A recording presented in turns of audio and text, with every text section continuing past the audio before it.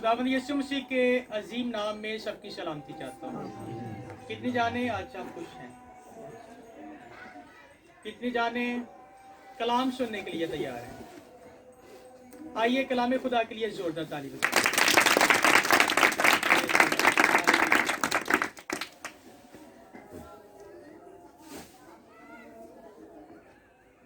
कलाम खुदा में से आज एक बड़ी अहम बात मैं चाहता हूँ आप लोगों के साथ शेयर करूँ,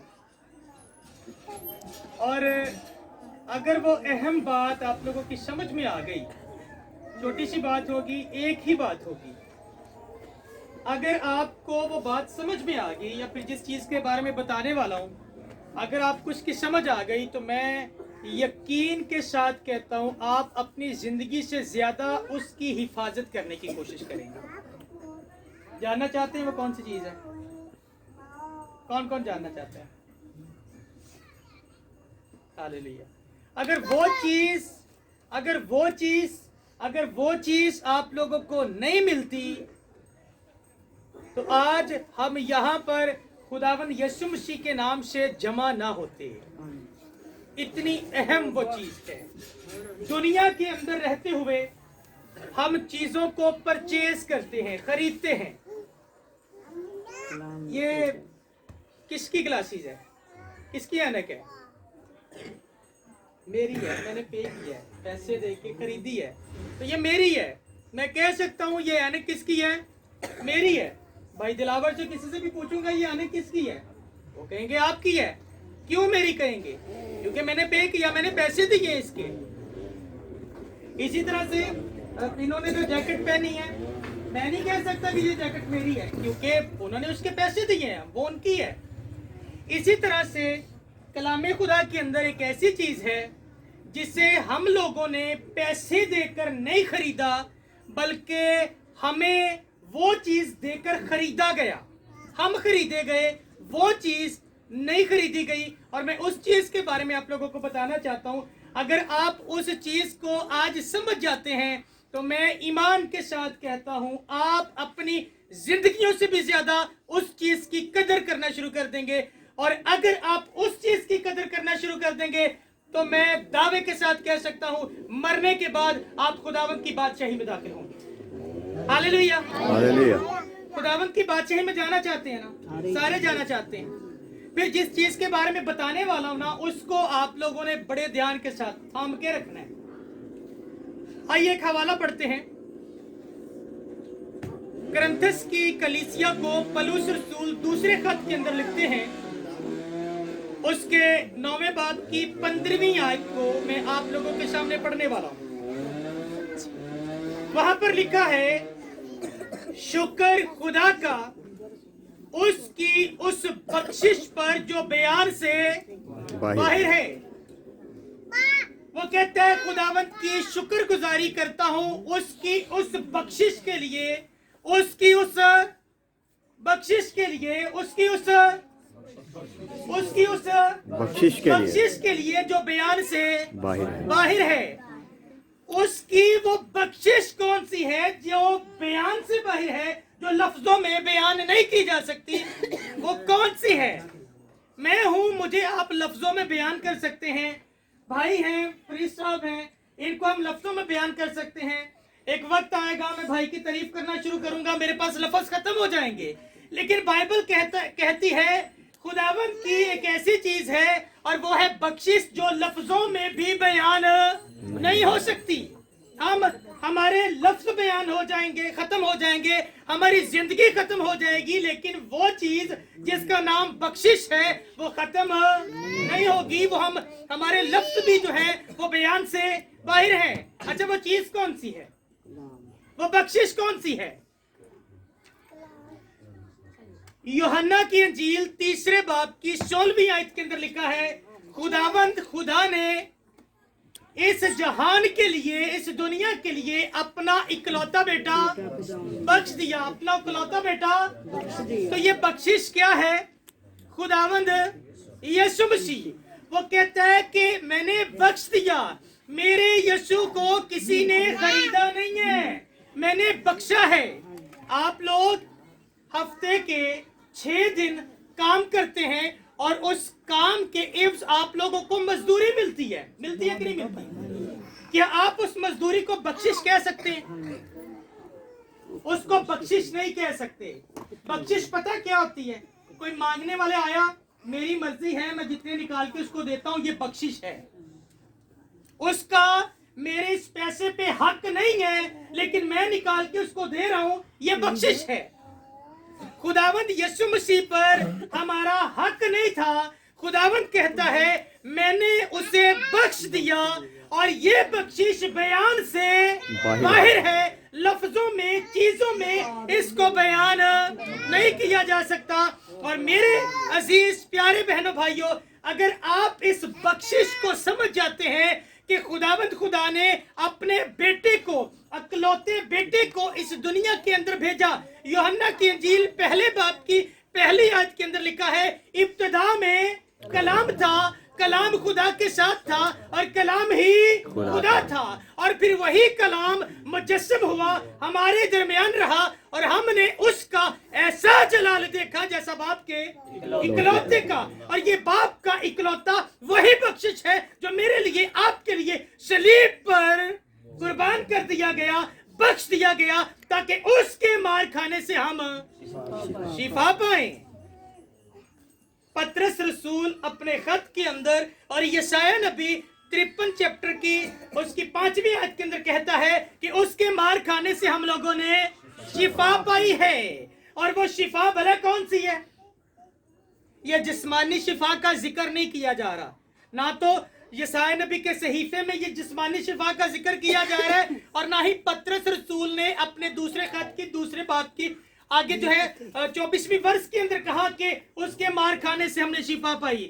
وہ شفا بیسیکلی کون سی تھی؟ جو ہماری روح کو گناہ لگا، اس روح سے، خداوند یسوع مسیح کے خون سے ہم لوگ شفا پا گئے، یعنی کہ آزاد ہو گئے. کیونکہ باغ عدن کے اندر جب آدم نے گناہ کیا تھا تو خداوند نے کہا جب تو پھل کھائے گا تو مر جائے گا. کیا کہا تھا؟ مر جائے گا. لیکن کیا وہ مر گیا؟ لیکن وہ مرا روحانی طور پر، کیونکہ روح کو بیماری لگ گئی اور وہ روحانی طور پر مرا، اور پھر جسم جو ہے، جسم پر موت کا قبضہ آیا.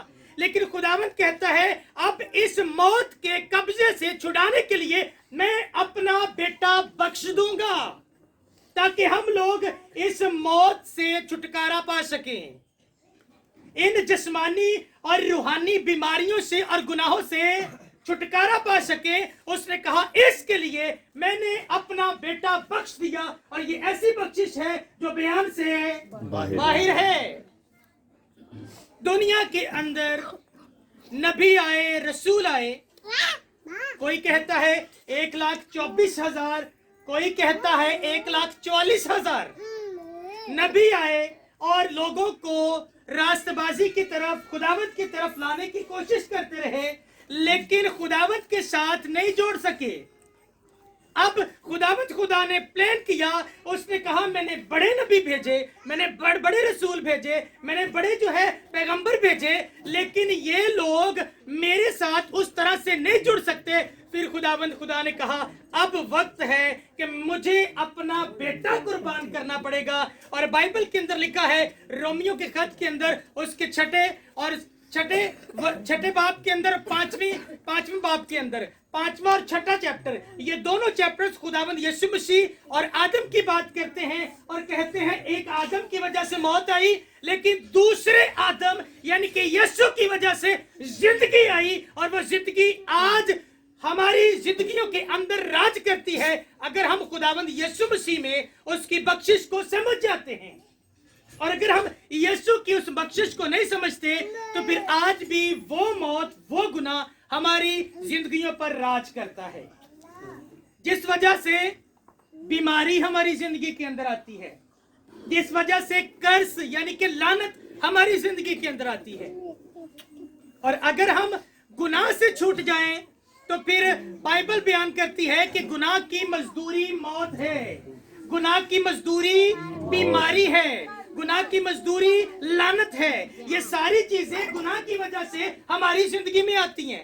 अगर हम गुनाह नहीं करेंगे तो फिर इन चीजों से बच सकते हैं, लेकिन इन चीजों से बचने के लिए हमें खुदावंद की बख्शिश को समझना चाहिए, और उसकी बख्शिश है खुदावंद यीशु मसीह। अगर यीशु को समझ जाते हैं, यीशु को अपनी जिंदगी के अंदर रखते हैं, यीशु को अपने घर के अंदर रखते हैं, यीशु को अपनी फैमिली के अंदर रखते हैं, तो मेरे प्यारे बहनों भाइयों, अगर यीशु हमारी जिंदगी के अंदर है तो फिर बाइबल बयान करती है अगर खुदावंत मेरे साथ है तो फिर कौन मेरा मुखालिफ है।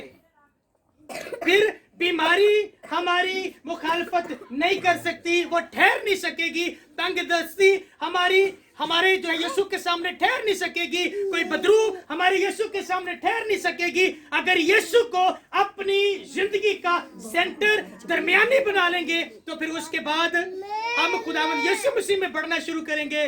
तो मेरे अजीज प्यारे बहनों भाइयों, फिर खुदावंद यीशु मसीह में जीना और खुदावंद यीशु मसीह में मरना सीख जाएंगे। और पौलुस रसूल कहता है जीना मेरे लिए मसीह है और मरना नफे की बात है। कहता है यीशु मसीह में अगर मैं रहकर जिंदगी बसर करता हूँ, यीशु की उस बख्शिश को समझ जाता हूँ और मैं उस बख्शिश को समझकर जिंदगी बसर कर रहा हूँ, इसलिए अब जीना मसीह है। और अगर मैं मर भी जाता हूँ तो मुझे कोई परवाह नहीं है, क्योंकि मरने के बाद भी मेरे लिए नफा है, क्योंकि यीशु तो मेरे लिए जगह तैयार करने के लिए है। तो यहाँ पे हो सकता है कि हम सताए जा रहे हैं, रद्द किए जा रहे हैं और दूसरों की बातों को भी सुन रहे हैं, लेकिन यीशु कहता है मुझ में कायम रहे, मेरी बख्शिश को समझ। दुनिया के अंदर तू दुख उठाता है, लेकिन बहुत जल्द एक वक्त आने वाला है, मैं तेरे सारे आंसू पोंछ दूंगा, तेरी सारी बीमारियां जाती रहेंगी, तंगदस्तियां जाती रहेंगी, गुर्बत जाती रहेगी, और फिर तू मेरे साथ उस जगह पर रहेगा जो मैंने तुम्हारे लिए तैयार की है। इसलिए बाइबल कहती है दुनिया में तो रहो लेकिन दुनिया जैसे काम ना करो, दुनिया में तो रहो लेकिन दुनिया जैसे काम ना करो, दुनिया जैसे काम ना करो, दुनिया जैसे काम ना करो। दुनिया के काम कौन से हैं? दुनिया हमें यीशु की मोहब्बत से दूर करती है, दुनिया हमें एक जगह पर जमा नहीं होने देती, दुनिया हमें दुआ करने से मना करती है, दुनिया हमें बाइबल यानी कि कलाम को सुनकर इस पर अमल करने से मना करती है। अब दुनिया में अगर दुनिया का जिक्र कर रहा हूं तो सिर्फ लोगों की बात नहीं कर रहा, दुनिया की चीजें, दुनिया का लालच, दुनिया का फ्रेब, दुनिया का झूठ, ये सारी चीजें हमें बाइबल में जितनी भी चीजें हमारे लिए हैं वो सारी चीजें हमारी जिंदगी में कंप्लीट होने से मना करती है, रोकती हैं, जब हम दुनिया की चीजों को तरजीह देते हैं।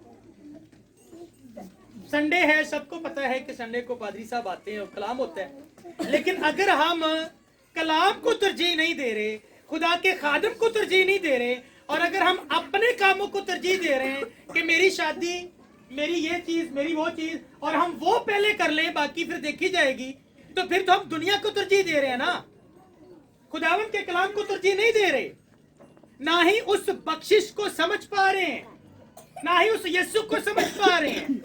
यीशु ने हमारे लिए अपनी जान कुर्बान कर दी, क्या हम एक शादी नहीं छोड़ सकते कि यार खुदा का कलाम पहले है, या फिर उसको थोड़ा मैनेज नहीं किया जा सकता, शाम को पादरी नहीं आना, यार मैं पहले टाइम जाके तो अपने काम कर लवा, दुनियादारी के काम है करने हैं। लेकिन आप लोगों को पता है पादरी साहब 4 बजे के बाद आते हैं, 4 बजे के बाद यहाँ पे आते हैं, तो फिर आप लोगों का काम है 4 बजे से पहले पहले अपने सारे काम कंप्लीट करो और 4 बजे खुदावंद का इंतजार करो, उसके खादमों का इंतजार करो, उसकी जिंदा आवाज का इंतजार करो जो आप लोगों के साथ बात करने वाली है। फिर तो मजेदारी है, फिर तो बरकत है। लेकिन अगर आप वो मजबूरी में आ रहे हैं, पादरी साहब आ गए और जाना ही पैना है, बरकत कोई नहीं जी मिलती, साफ गल जी। बाइबल में लिखा है खुदावंद खुशी से देने वालों को, चंदे की गल नहीं कर रहा, ताड़ा वक्त, ताड़ी जिंदगी खुशी दे नालों कहंदा अपने आप ਨੂੰ पेश करो। रोमिया दी कलीसिया ਨੂੰ खत लिख के 12वें चैप्टर च कहंदा अपने बदन ऐसी कुर्बानी होने के लिए नजर करो जो खुदावंद के हुजूर में पसंदीदा मकबूल ठहरे।